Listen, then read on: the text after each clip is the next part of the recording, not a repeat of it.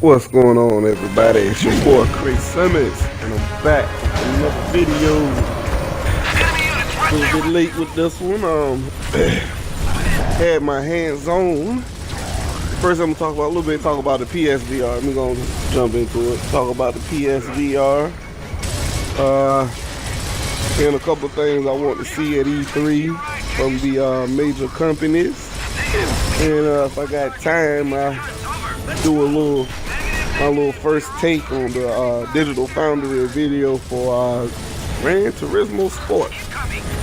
Like I said, keep in mind though, I do understand it is a beta and everything, but that being said, let me jump right into today's video.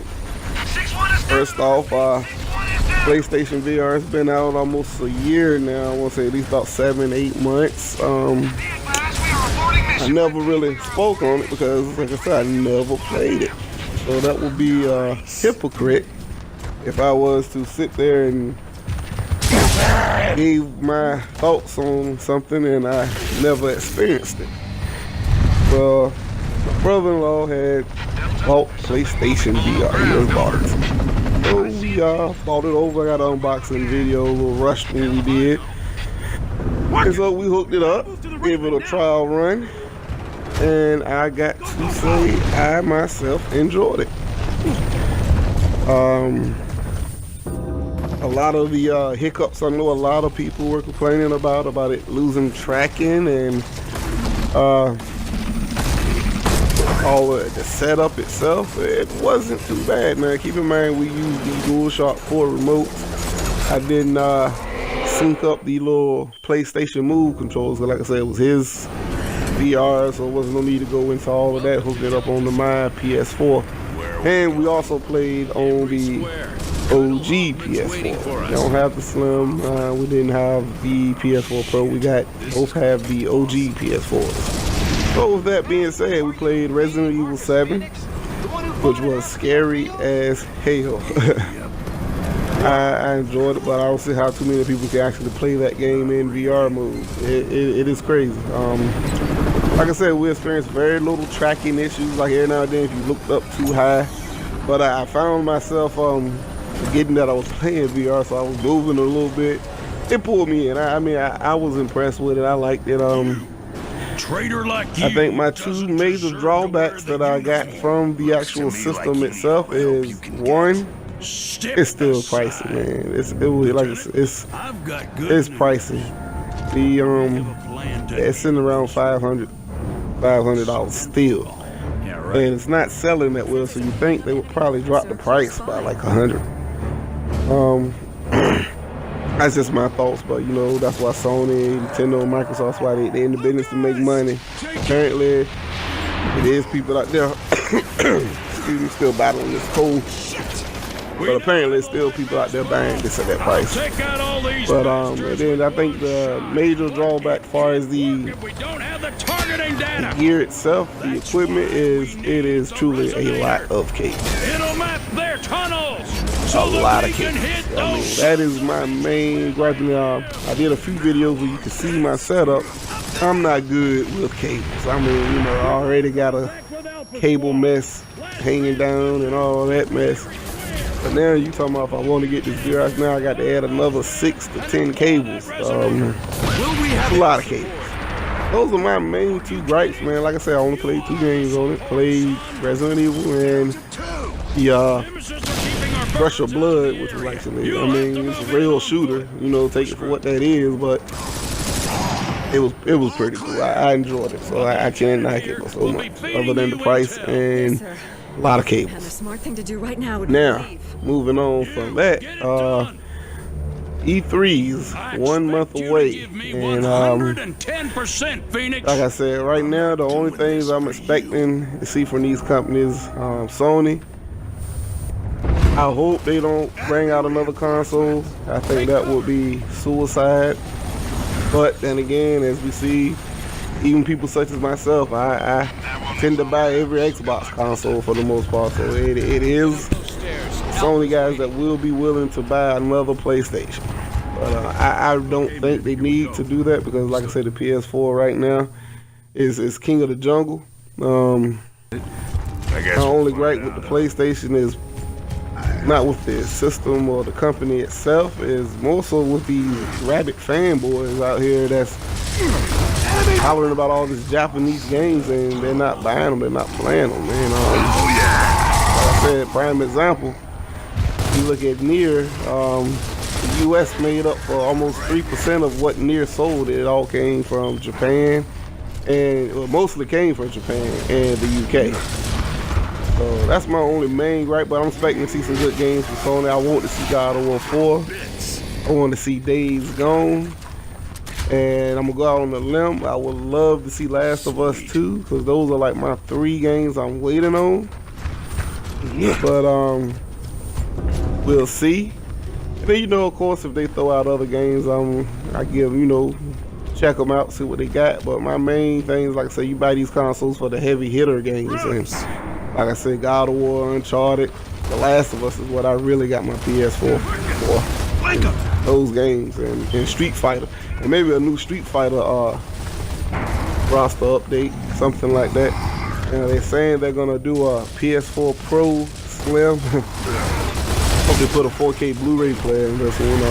Because, I mean, I know people say you buy consoles to play games, but at the end of the day, I'd rather have one box to do it all than have 3, 4 things hooked up to my TV. You know, you got your cable box, you got your Xbox, you got your PlayStation. Now you got to have a 4K Blu-ray player. I'd rather have my cable box and my gaming console. You know what I'm saying? So I shouldn't have to go out and buy another DVD, Blu-ray player. And if it's that serious, then 9 times out of 10, you'll have a home theater set up just for watching the movie, you know, instead of, you know, playing your own console. But me personally, console 4K Blu-ray players are just fine. I'm enjoying my Xbox One S 4K player, so I'm good.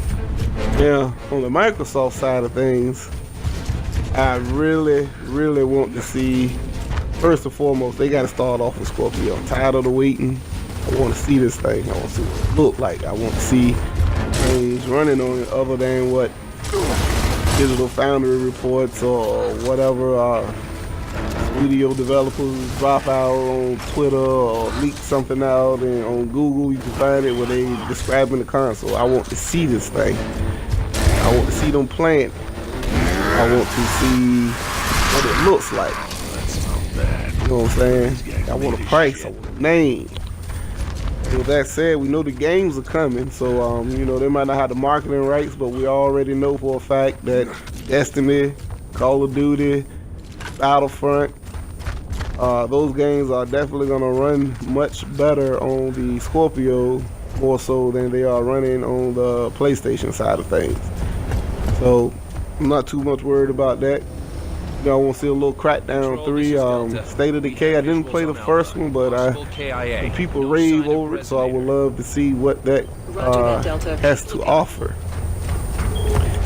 Now, Sea of Thieves, like I said, that's one I'm up in the air about because it looks cool. It looks interesting. But you know how it is with these first run multi-platform, online multiplayer games. You know, I would like to see a little more house running and all of that. They should be getting a Splinter Cell, which is, you know, I like Splinter Cell. I ain't too good at it, but I do like playing them, so that'd be nice to see a new Splinter Cell. And like I said, we got the Shadow of War coming. Played the first one, didn't finish it. Not really my thing, but you know, it has a following, so that'll be cool to see that. Then of course, you know, probably see what Madden 2K looking like running on it. Hopefully I already see 2K18, got the Shaq Diesel. So I'm definitely gonna cop 2K this year. Definitely gonna get that on the Scorpio or whatever they're gonna call it. That's mainly about it with Microsoft, because like I said, they can't really show so many games because Sony bought up everything, which was a smart move on Sony. Try to keep people waiting as long as they can, but you can't not delay the inevitable, which is, we all know Scorpio is gonna have the best platform of all multi-platform games, and at the end of the day, that's what most people buying, that's what most people gaming on, so I'm fine with that. Xbox don't have to match Sony and Nintendo exclusive for exclusive. I don't care about that. As long as they give me some good ones, as long as I got my Gears, my Halo. Not a big Forza guy. I know that's Microsoft's thing for a lot of the guys, but not me. I'm not a big racer in general. So as long as I get my Halo and my Gears, Killer Instinct, I'm good, man. Then, you know, whatever they throw out there outside of that, cool, whatever. Anyway, moving on. A Nintendo, mighty Nintendo. Nintendo's gonna help. Alright, see, I like Nintendo, and I'm worried about Nintendo. Switch is selling like hotcakes. It's everywhere, man. You know what I'm saying? I got it. Playing the hell out of some Mario Kart. Playing the other day online, and like I said, the online is pretty damn good. I can't even complain. I just wish we could start chatting and all that good stuff. But Nintendo, like I said, it's only certain Nintendo properties I play. I heard they got a new Metroid coming. Not a big Metroid Prime guy. I know, shocking. Not a big Smash Brothers guy, don't care for it. Like Mario Kart, which I bought it. You know, Zelda. I want to see what this Mario Odyssey is shaping up to be, because I'm curious. But I do like the traditional 2D Marios. But I'm curious to see what this Odyssey is going to look like. With that being said, the main thing Nintendo need to do, they need to get third-party games. Everybody knocking Microsoft for lack of exclusives. But no one's saying nothing about Nintendo for lack of third-party games. This is officially what killed the Wii. The Wii sold almost 100 million consoles, and it was dead about a year or two. The Wii U, no third-party support. Vanished. Sold considerably less than that. Dead. The Switches seem like it's destined to repeat that. They need third-party games. I'm sorry, that's what they do. Alright, yeah, they need third-party games. I know I'm running a little long with this video. I normally don't do this much talking, but I just had a few things I wanted to talk about. And the phone just will not stop ringing. But anyway, with that being said, that is officially what killed the Wii U, and believe it or not, as good as the Switch is selling, as good as people want it, if they can't get these third-party games, they are destined to repeat. Because, come on, the developers of Titanfall, Respawn, they laughed at the thought of putting Titanfall 2 on the Switch. That is crazy. Respawn need all the sales they can get, and they laugh at the thought of putting Titanfall out there. You know Destiny 2 is not coming, because you got to be online to play that game. So you got to be to a Wi-Fi, some type of internet connection. So you know that's not coming. Call of Duty, they could do it as far as the campaign, and then, you know, if you want to do that closed LAN, that wireless LAN, or wireless sync and play with the different switches hooked up, you can get a multiplayer on like that. They need to try to get these games. Call of Duty, they got a version of FIFA coming, not the console version that we're used to, but that mess ain't gonna cut it. They need the actual games, like especially FIFA's a big one. It's probably the #1 sports selling franchise. They need a Madden. It look like they got 2K coming, but from the little release trailer they did a while back, but we don't know exactly what type of 2K. But if Nintendo has not learned, they're doomed. I'm gonna say it now, they are doomed if they don't get this third-party support. They need to get these major third-party games. A few of them. I know you can't get all of them, but get a couple, get a few. Need something other than catching Pokemon all damn day. That shit ain't gonna cut it for people who like, as they say, diversity. But anyway, Nintendo's gonna have to do something. But I'm excited for E3. Like I said, I'm definitely can't wait for the Microsoft briefing. And Sony, yeah, it is what it is. Nintendo, I just hope they don't repeat the mistakes of the past.